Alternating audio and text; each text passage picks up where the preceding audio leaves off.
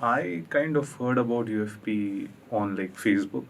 So I was applying for a few things online, looking at courses or something which would help me kind of transition from a core humanities thing to something that is more oriented to practice. And that's where I kind of came across the UFP program. I come from a proper humanities background. I did my master's in history, and somewhere I felt like I had pretty much gotten everything I could from history. And I wanted to do something more practice oriented, but master's programs were long. They were like 2 years and things like that, and they there wasn't any like guarantee of internships or things like that. And compared to that, UFP was a 9 month thing, 7 month theory and classes, and then 2 months of internship. It felt like a much more faster way to kind of understand whether you even belong in a sector, to immerse yourself in a place, to gain some understanding and start working. It was a practice oriented project. Even during the whole 7 months we were here, we were gonna have a lot of practice assignments and stuff like that. So that was really interesting. And the other thing was that it had this thing called it was need blind. Once you get if you get clear through the interview, then you don't have to separately struggle for a scholarship and stuff like that. If you get clear through an interview, and if you do not have the financial resources, UFP will assist you through that. So that was something that was also something that appealed to me, because I come from a economically weaker family. So all those things together, UFP just provided that right kind of mix of practice, learning, and some amount of help with educational support, financial support for education. So it was and great teachers obviously. So it was a good mix of all of those things.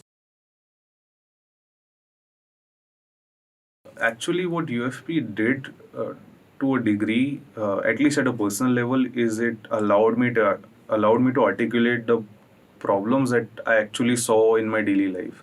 Like when we walk around the street and we see or you wanna get some report or some paper, you have to go to multiple departments, and you don't know how to say it, but now it's like overlapping jurisdictions under the urban. Like those are the concepts that you learn here. We don't really know why our cities are the way they are. And UFP, at least after coming here, I kind of started to understand what were those gaps, what were the decisions that were made that led us here. Coming here, the interdisciplinary, there are two aspects to interdisciplinarity in UFP. One is interdisciplinarity that is taught through teachings, through lectures and stuff, and the other is interdisciplinarity between fellows when we have to work on practicas and assignments and stuff like that. And I think both those experiences were like really good for me.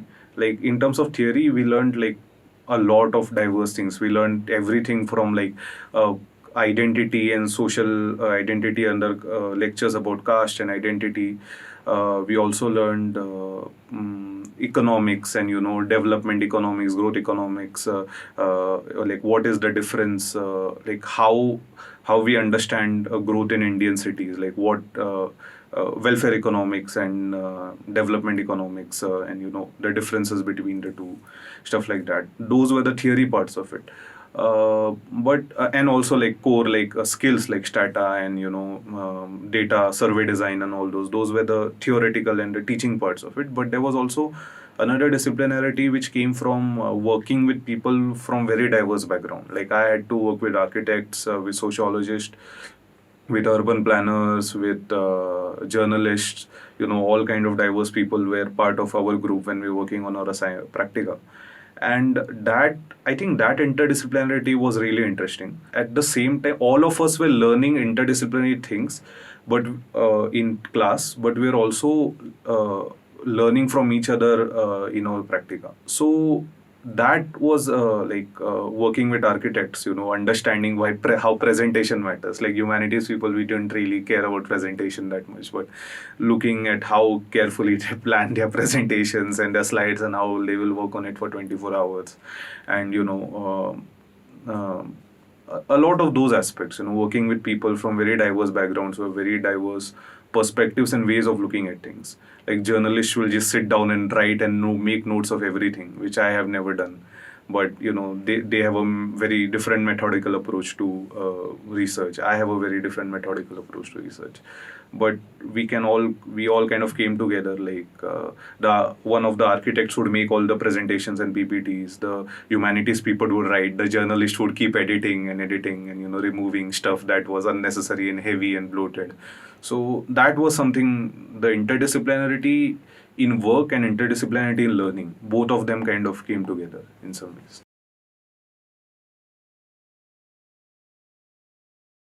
One of the first skills we learned, practically, is to go on the field and talk to people, like doing interviews, doing surveys, those kind of things. And those were something that, at least in history, you don't generally go out on the field and interview any like targeted people you have, because in history most of the things you're studying are what people who are dead.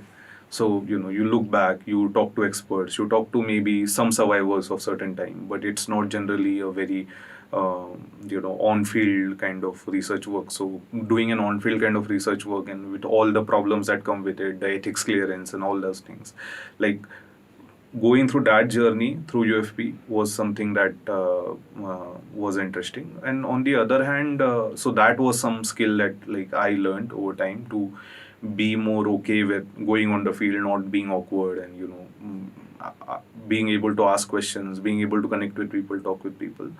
On the more technical side, so we were also taught data analysis and stata. Like right now, we are being taught stata through the data skill lab, and that is also something I'm really curious about, and that is a skill that I'm working on right now, and I might be working on post UFP too. So that is also something I think I've learned the technical skills of stata and survey design and all those other coding languages and stuff like that. So the thing with hybrid mode is since at least this year the hybrid mode wasn't that fatiguing, because we were all called from the first day of the fellowship to Bangalore, and we were all staying in Zolo. So even though it was hybrid, it wasn't like I wasn't around the people I was learning from. And so we were all in the same building, so we were all learning together in a way. I was sitting with my roommate and attending lectures. So the hybrid mode didn't feel like generally, if you're living far away and your teachers is teaching from far away and your students are sitting far away, like it feels like you don't connect with it. But UFP hybrid mode kind of worked because they understood that people needed to be in the same room together. All our assignments, like media lab and assignments, we kind of did together in the same room and stuff like that. We were in a bubble, of course, but yeah, that is how it worked. So in that way, the hybrid mode was actually pretty good, all things considered, given all the circumstances. And the teaching was also like good. I didn't have any complaints with the teaching, in fact. First of all, our accommodations in Zolo was really good. Like I felt like generally when you come and live in like university campuses or something, it's first of all the we have all lived in hostel rooms and stuff like that. We know how it is, and secondly, it's very restrictive to like who can come, who cannot. Zolo wasn't like that. I just booked with a partner, which was like we could, the rooms were really nice. We had kitchens, we had a fridge and everything, and people could come. Like there was no monitoring of who came to our rooms and stuff like that. So that's what I really liked to a degree. Like nobody like really monitored us, like where we were going, what we were doing. Of course, there were readings, but that was mostly for COVID protocol. So that was nice.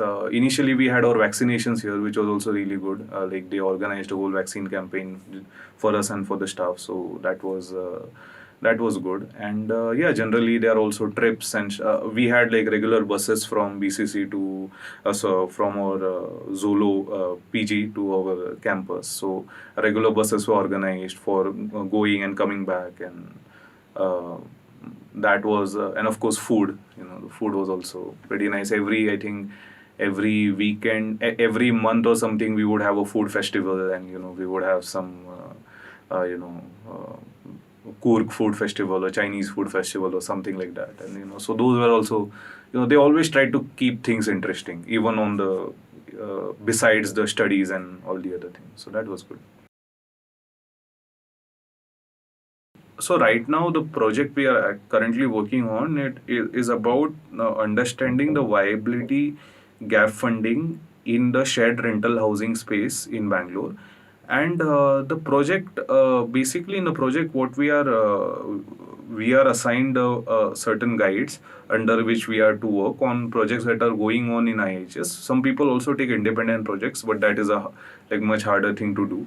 But yeah, so we are assigned guides and we are supposed to work on existing projects under IIHS. And I think that was a really good experience because I had my project lead is Sai, and this was the first time I was doing a practice project like with an output which had to be given, like we had to give an output to the Karnataka Housing Board. Have questions, like uh, like I would say sometimes like when you come here, don't write down like what the teacher is teaching you, like write down the questions that you're having, because you're gonna take your these questions out later where in your practice, like uh, don't focus on what you don't understand, because trust me, almost all of us are not going to understand a few things and we are going to fall back. Don't try to compare yourself with other people. Try to go out having questions that are your questions and having a set of values that you really believe in. And don't worry too much if you don't have if you don't make too many friends here. It's try to see it more as a opportunity to work with people rather than don't look at it as college to a degree. Like a lot of times people come here, not come here, but in generally they want to like have that hangout experience, that college experience. Don't you will have a lot of good experiences, but I'm saying ki, look at it also from a perspective that even if you don't have that, you get to work with a lot of interesting people and you get to learn a lot of interesting things. So don't let like social pressures bring you down in a lot of ways.